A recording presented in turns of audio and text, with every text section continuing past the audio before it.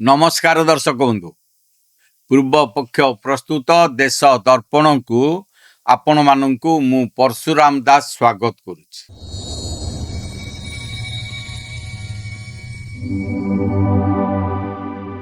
देशर राजनीति रे एबे एक बड़ हलचल देखा मिली कारण संसदर मौसुमी अधिवेशन आसंता सोमवार ठारू आरंभ होगाकू जाउची। एही अधिवेशनर अवधि मात्र 16 दिन। एही कम समय भितर प्रधानमंत्री नरेंद्र मोदी नेतृत्वाधीन एनडीए सरकार 6टी गुरुत्वपूर्ण एवं ऐतिहासिक बिल आनिबाकू जाउछन्ती। एही बिल को नहीं विरोधी शिविर रे एबेठारू आतंक खेली जाइछि। आश्चर्यर कथा हेउछि सरकार एही बिल गुड़िक विषय आनुष्ठानिक भावे एपर्यंत किसी घोषणा करना किंतु देशर मुख्य विरोधी दल कांग्रेस पार्टी निजे सांबादिक सम्मेलन करी एही 6टी बिल विषय देश को जणाइछि। एहाकू विरोध करिबा पई रणनीति मध्य प्रस्तुत करिछि। सोनिया गांधी बासभवन रे कांग्रेस सांसद मानकर एक गुरुत्वपूर्ण बैठक बसिबा परे एही विरोधर ब्लूप्रिंट प्रस्तुत होइछि। किंतु प्रश्न उठुछि मोदी सरकार पाखरे ए सबु बिल पास कराइबा पई आवश्यक संख्या गरिष्ठता बा नंबर गेम अछि तो एही 6टी बिल काहेकि देशर राजनीति और व्यवस्था को संपूर्ण बदलै देबो। आसंतु यार संपूर्ण विश्लेषण करिबा। आपण माने देखुथांतु देश दर्पण। मोर आपण मानकु अनुरोध आम चैनल को लाइक करंतु, सब्सक्राइब करंतु आउ बंधु मानक सहित अधिकरु अधिक शेयर करंतु। दर्शक बंधु आसंतु प्रथमे जानिबा एही 6टी बिल प्रकृत रे कोन, याकू नै काहेकि विवाद देखा देइछि। एही 6टी बिल भितर रहिछि वन नेशन वन इलेक्शन बा एक देश एक निर्वाचन। सबुठारु बड़ खबर हेउछि वन नेशन वन इलेक्शन को नहीं संसदीय स्थायी समितिर अध्यक्ष पीपी चौधरी एक बड़ तथ्य देइछन्ति। निर्वाचन कमिशन समिति को स्पष्ट करिछन्ति जे जदि निर्वाचनर मात्र 6 मास पूर्वरु देश रे आईन प्रणयन हुए तेबे निर्वाचन कमिशन समग्र देश रे लोकसभा एवं समस्त राज्यर विधानसभा निर्वाचन एक संगे कराइबाकू संपूर्ण प्रस्तुत अछन्ति। प्राय 30 रु 31टी राज्यर निर्वाचन एकाठी एक संगरे लोकसभा सहित होई पारे। एथिबाई कोनोसी बड़ वैषयिक समस्या नाही, केवल ईवीएम मेसिन एवं किछि मानव संबलर संख्या बढ़ाइबाकू पड़िबो। सुरक्षाकर्मी एवं रिटर्निंग ऑफिसर सही माने ही रहिबे। संविधान विशेषज्ञ अनुसार यह संपूर्ण सांविधानिक। जदि यही बिल चलित अधिवेशन किंबा आसंता वर्ष मध्य पास हो जाए तेबे 2029 मसीह सारा देश रे एका संगे निर्वाचन हेबा निश्चित। किंतु विरोधी याकू गणतंत्र विरोधी कही विरोध करुछन्ति। द्वितीय हैला खाद्य सुरक्षा आईन रे संशोधन। सरकार खाद्य सुरक्षा योजना रे एक बड़ संस्कार आनिबाकू जाउछन्ति।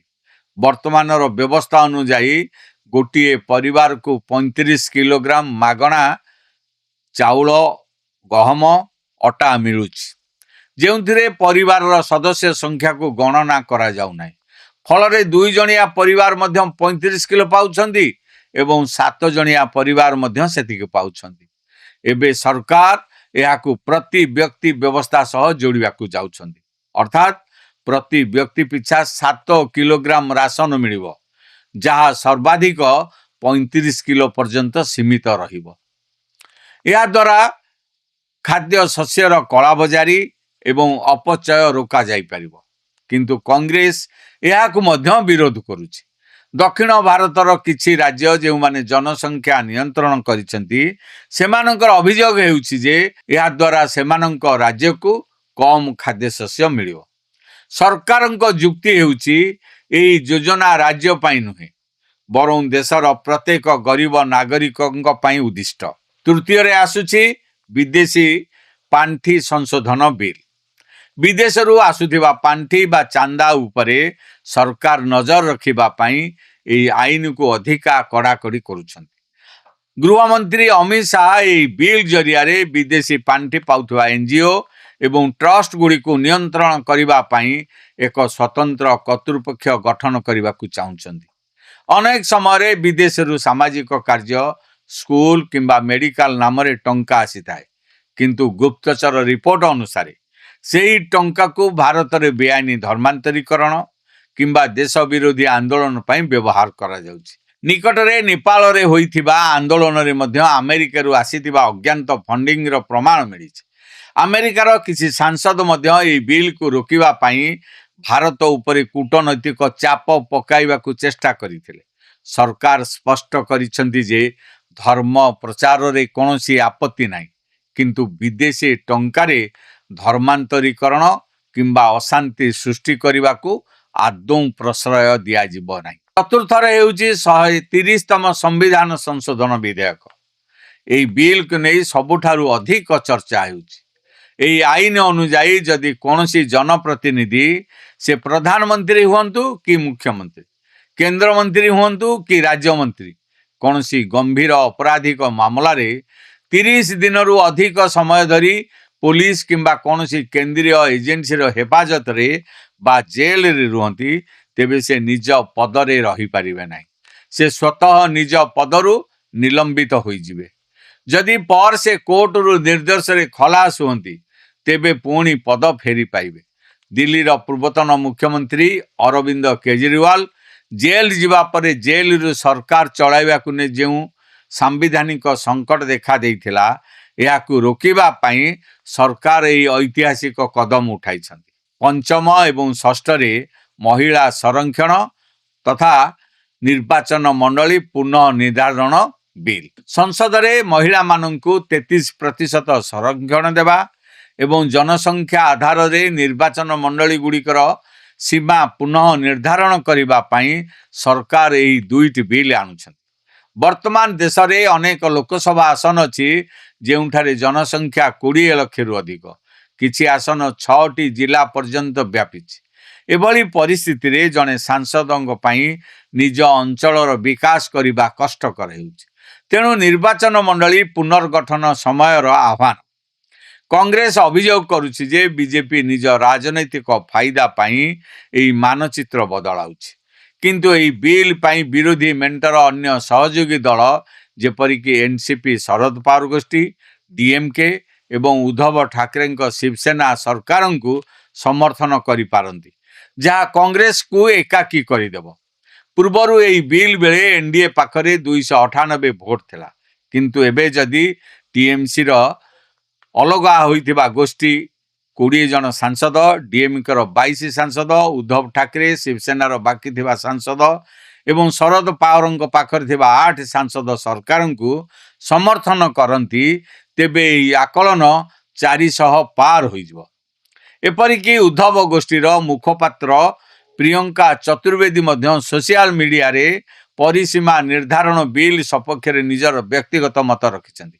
ଏଥିରୁ ସ୍ପଷ୍ଟ ଜଣାପଡ଼ୁଛି ଯେ ବିରୋଧୀ ମେଣ୍ଟର ଅନେକ ଦଳ ସଂସଦରେ କଂଗ୍ରେସକୁ ଏକାକୀ ଛାଡ଼ି ସରକାରଙ୍କ ସହ ଯିବାକୁ ପ୍ରସ୍ତୁତ ହେଉଛନ୍ତି। ଦର୍ଶକ ବନ୍ଧୁ, କଂଗ୍ରେସ କେବଳ ଏହି ବିଲ୍ ଗୁଡ଼ିକୁ ବିରୋଧ କରୁନାହିଁ, ବରଂ ସଂସଦରେ ସରକାରଙ୍କୁ ଘେରିବା ପାଇଁ ଆଉ କେତେକ ପ୍ରସଙ୍ଗ ପ୍ରସ୍ତୁତ କରିଛି।